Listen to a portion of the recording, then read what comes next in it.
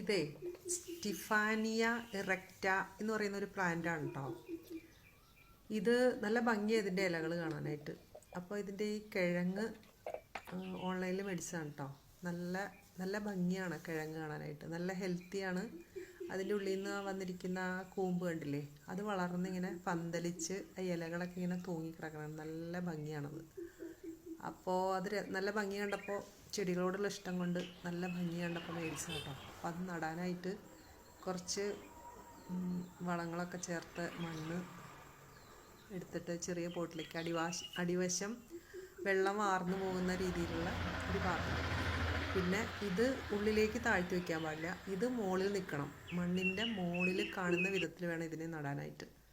അതാണ് അതിൻ്റെ പ്രത്യേകത. അതായത് നമ്മൾ സാധാരണ ചെടികളൊക്കെ താഴ്ത്തിയല്ലേ നടുക, അത് പാടില്ല.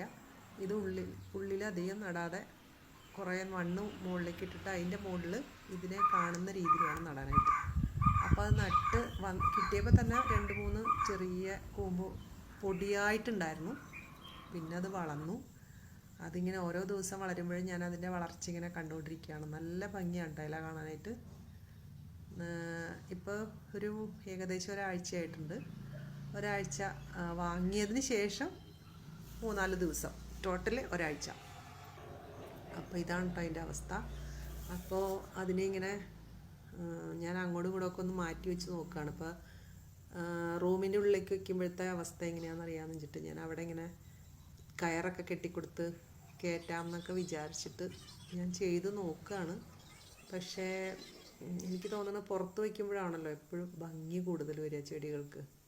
ഉള്ളിൽ വയ്ക്കുന്നതിന് കുഴപ്പമൊന്നുമില്ല. പക്ഷേ എനിക്കത് ഒരു കെട്ടിക്കൊടുത്തത് കയറണമുണ്ട്, അത് വള്ളി പിടിച്ച് പോകുന്നുണ്ട്. പക്ഷേ ഞാൻ വീണ്ടും അതിനെ പുറത്ത്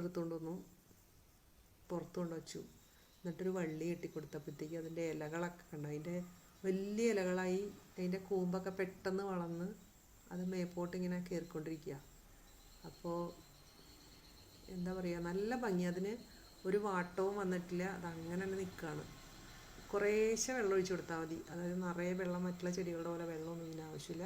കുറേശ്ശെ വെള്ളം ഒഴിച്ച് കൊടുത്താൽ കണ്ട പെട്ടെന്ന് വളർന്ന് മേപ്പോട്ട് കയറി. നല്ല രസമുണ്ടെങ്കിൽ നല്ല ഇഷ്ടമായി.